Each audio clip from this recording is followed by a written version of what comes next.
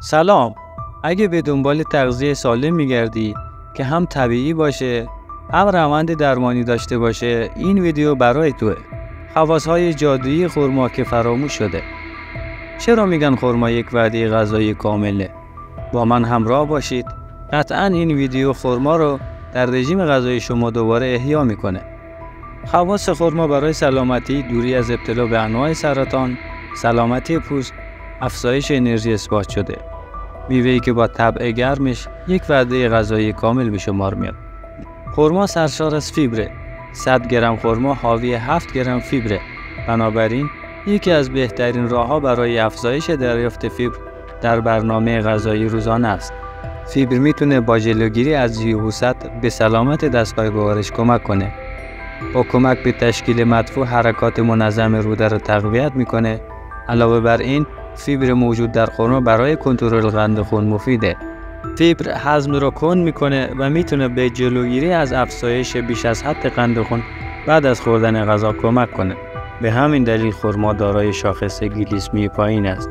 شاخص گلیسمی میزان سرعت افزایش قند خون پس از خوردن یک غذای خاص را اندازه‌گیری میکنه. 2.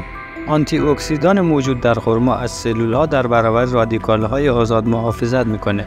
این رادیکال‌ها مولکول‌های ناپایدار هستند که موجب ناپایداری مولکول‌های دیگر میشوند. در مقایسه با انواع مشابه میوه‌ها مانند انجیر و آلوی خشک، خرما دارای بالاترین میزان آنتی اکسیدان است. این آنتی اکسیدان‌ها شامل فلانوئیدها، کارونوئیدها، اسید فنولیک است. 3. خرما شیرین کننده طبیعی است. خرما منبع فروکتوز است که نوع قند خون طبیعی است و در میوه‌ها یافت می‌شود.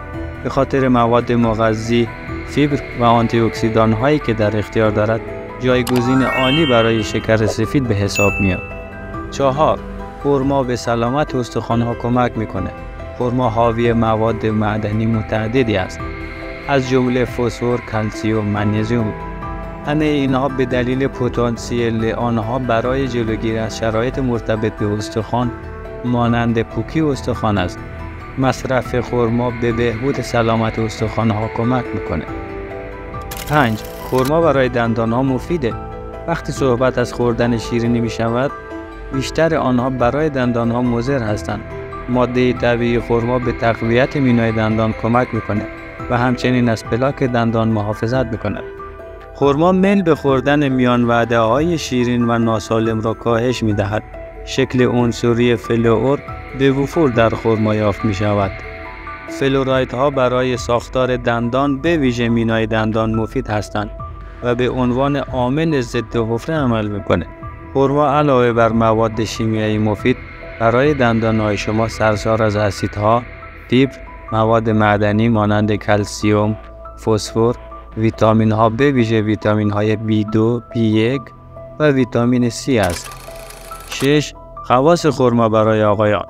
خرما می تواند تعداد و کیفیت اسپرم مردان را افزایش دهد، اما چگونه؟ آنها حاوی استرادیول و فلانوئیدها هستند. این دو دارای اثرات مثبت هستند که کیفیت و تعداد اسپرم را افزایش میده. این میوه هسته‌دار استقامت جنسی را افزایش میدهد. به علاوه خرما پتانسیل افزایش میل جنسی را به طور طبیعی دارد. نتیجه تحقیقات نشان می‌دهد خرما و روغن آن به طور قابل توجهی بر عملکرد جنسی آقایان تاثیر می‌گذارد، چون حاوی ویتامین‌های ضروری A، B6، مواد معدنی و اسیدهای آمنه است که استقامت جنسی را تقویت می‌کند. شما هم یک خواص خرما را در کامنت‌ها برام بنویسید. ممنون که تا انتهای ویدیو با ما همراه بودید.